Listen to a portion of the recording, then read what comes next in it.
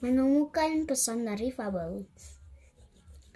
Cerita tentang hewan dikenal sebagai fabel. Ya, aku sudah pernah dengar. Cerita dalam fabel biasanya mengandung pesan-pesan tentang kebaikan. Fabel juga memiliki latar alur seperti dongeng yang lain. Menemukan pesan dalam fabel. Oke, 1. Buatlah kelompok dengan 2 temanmu. 2. Bacalah fabel berikut. Balas budi harimau. Apa itu balas budi? Baca dulu supaya tahu.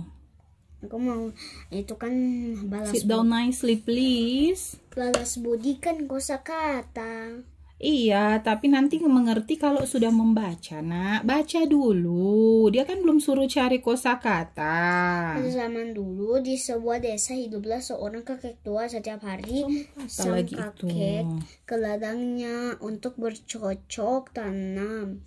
Suatu hari ia berkeliling kebunnya di pinggir hutan. Ia melihat seekor harimau betina yang lemah karena baru melahirkan. Anak harimau itu berteriak karena jatuh ke semak-semak. Kasihan sekali anak harimau dan induknya, mereka berdua sudah tidak berdaya, kata kakek itu. Namun sang kakek merasa ketakutan. Ia takut dijadikan mangsa jika menolong harimau itu. Mangsa itu apa? DP makanan. Anak harimau terus berteriak lemah. Ketika akan meninggalkan tempat itu, sang kakek melihat induk harimau itu memandang matanya. Wahai kakek, selamatkan anakku, tolonglah aku, kata induk harimau. Setelah induk harimau memohon kepada sang kakek, akhirnya anak harimau itu dibawa pulang oleh sang kakek tua. Sang kakek tua itu membersihkan dari darah dan merawatnya. Seminggu kemudian 2 harimau mendatangi rumah sang kakek. Sang kakek yang tengah tertidur kemudian terbangun karena kaget. Ia membawa anak harimau itu dan melepaskannya ke arah induknya. Terima kasih atas bantuanmu, kakek. Kami tidak akan menyakitimu, kata induk harimau. 2 harimau itu pun pergi dengan meninggalkan banyak buah di depan rumah kakek tua itu. Sang kakek tersenyum karena mendapat banyak buah yang dibawa harimau itu. Harimau pun mengetahui bahwa ia harus bersikap baik terhadap orang yang menolongnya. Aku ada imagine di punya otak DP cerita. Ada imagine. So bisa tahu ndak apa itu balas budi? Balas budi artinya balas kebaikan. Yes. So dapat kan? Aku kira tidak ada. Diskusikanlah pesan yang terdapat dalam fabel tersebut bersama kelompokmu. Pesannya adalah jika kita tidak balas budi, nanti manusia atau orang lain bisa lebih kesulitan. Balas budi artinya kalau orang sudah ditolong, nanti kita balas jangan ulang. lupa untuk menolong juga orang lain atau orang yang sama. Kita harus tolong yang orang sudah selamatkan kita. Iya. Oke, 4. Tuliskan diskusimu pada tabel seperti berikut. Mana tabel? Di sini. Pesan dari dongeng balas budi harimau. Tulis dong tadi itu jawaban. Balas budi harimau. Jika kita ditolong, kita harus tolong balik.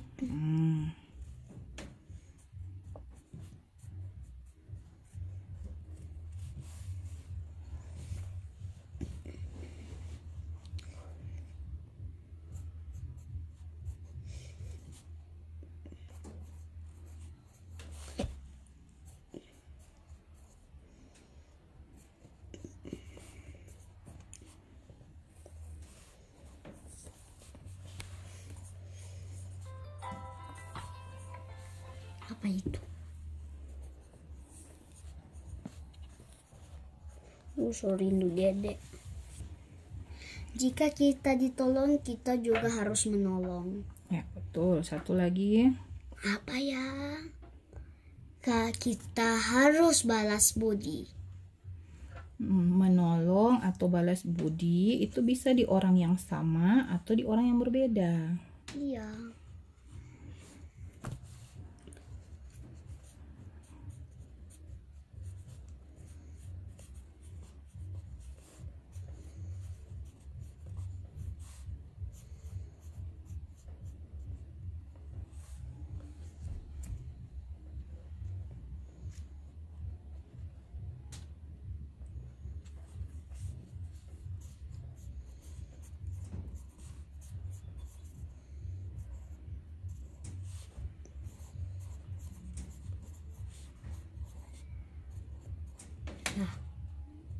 Coba bacakan kembali. Jika kita ditolong, kita juga harus menolong. Kita harus balas budi kepada orang lain.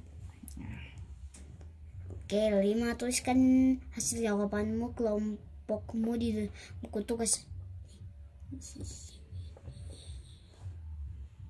Setelah itu, ceritakan kembali isi fabel tersebut dengan bahasamu sendiri. Gunakan kalimat yang mudah dipahami.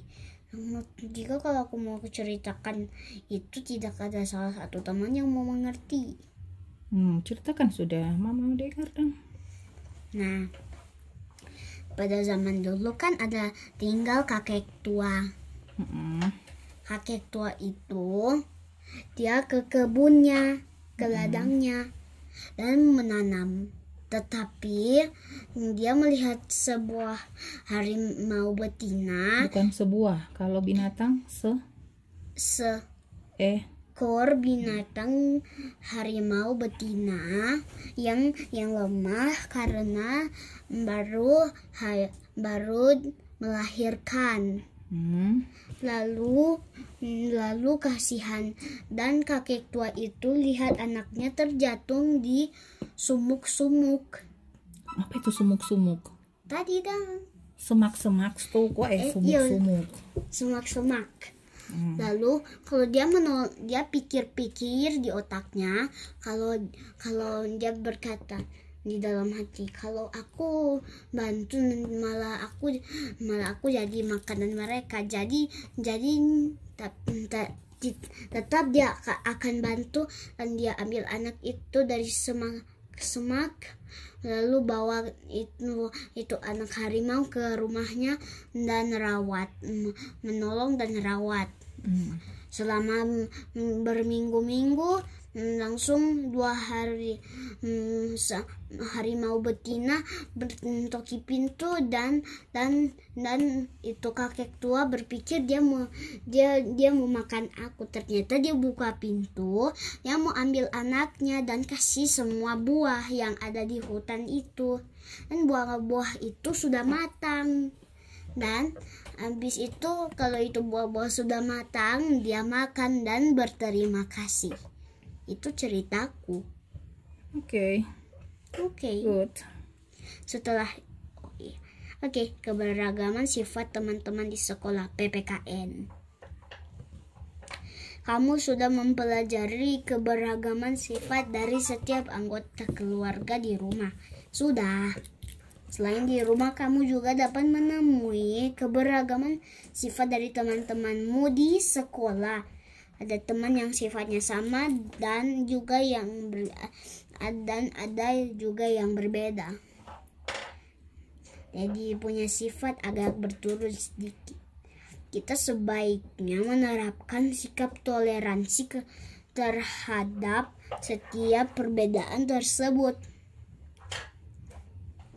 Toleransi merupakan sikap menghargai setiap perbedaan yang ada. Dengan bertoleransi, suasana belajar di kelas akan menjadi nyaman dan menyenangkan.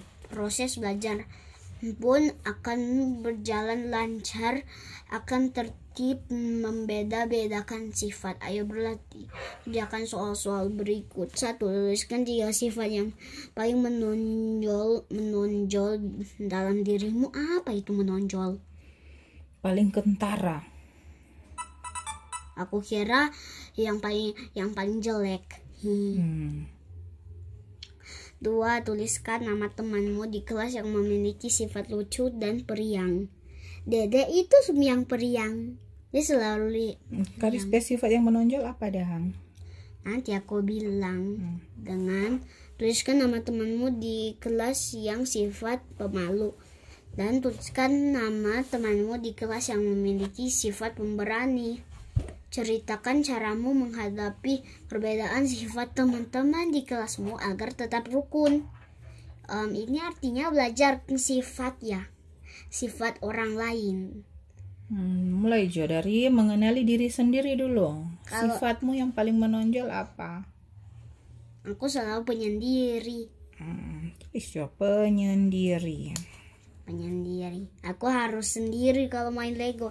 Kalau ada Dede, aduh dia mau ruin, dia mau injak tinju tapi robot.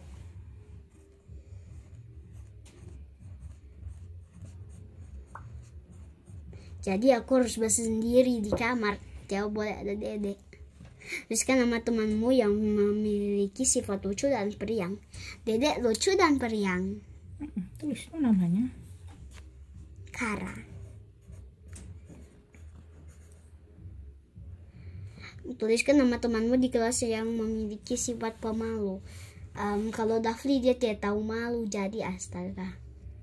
Terus siapa yang malu? Milan pemalu tidak? Aku belum tahu ya, karena aku belum pernah tanya sifatnya. Masino kita telepon. Terus siapa dong mau tulis di situ yang pemalu?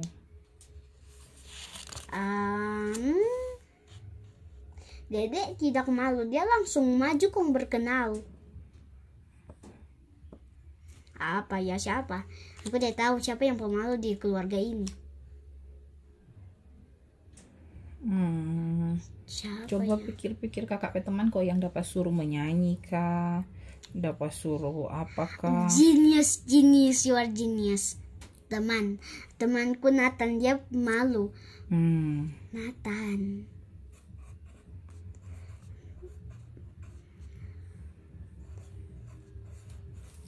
Pakai H kalau dia mau tulis caranya katanya. Oke, tuliskan nama temanmu di kelas yang memiliki sifat pemberani. Siapa ya di kelas? Siapa? Yang berani-berani yang kau dapat tunjuk langsung saya langsung maju. Siapa? Aku tidak tahu nih. Kalau di sekolah sahabat, di gereja siapa? Aku belum tahu. Clean pemalu kah tidak? Belum tahu. Aku belum pernah lihat. Pemberani kah tidak? Belum tahu sih, karena aku sering lihat dia tiap maju. Siapa dang yang kau dapat tunjuk? Oh ini dang yang dikawilai. Nugi. Oh iya, Nugi. Tak punya cousin atau teman itu. Teman. Nugi. Aku mau ke Bitung dengan Nugi lagi. Lain kali kita sudah ada Oto. Ceritakan caramu menghadapi perbedaan sifat teman-teman di kelasmu agar tetap rukun. Apa ya? Bagaimana supaya tetap rukun? Beda hobi, beda suku, beda agama. Bagaimana caranya supaya tetap rukun? Aku tahu. Bineka Tunggal Ika. Iya, itu DP semboyan biar walaupun berbeda-beda tetap satu jua. Ya, tapi caranya bagaimana? Caranya harus bagaimana kah? Jangan bergara-gara supaya bisa tetap rukun. Berarti saling menghargai.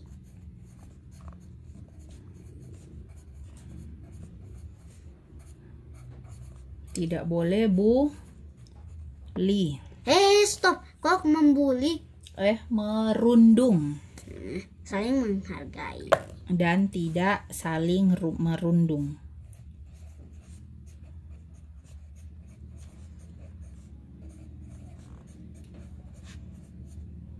Kalau ada teman yang babuli, lapor. Tapi Karis juga tidak boleh babuli, tidak boleh bagara orang. Teman-teman di sini selalu babuli. Bully siapa? Aku. Memang tidak baik begitu. Donja bully bagaimana? Dorang dia bilang apa? Kita ada baju baru, Nana tidak. Kas biar kalau cuma begitu, yang penting dorang tidak pukul kakak, dorang tidak hina-hina kakak gitu. Oke? Tunggu, pray dulu, mama hampir lupa. Oh iya. Ayat hafalan dulu dong, coba ulang. Matius 1 ayat 23. Sesungguhnya anak laki-laki, anak darah itu akan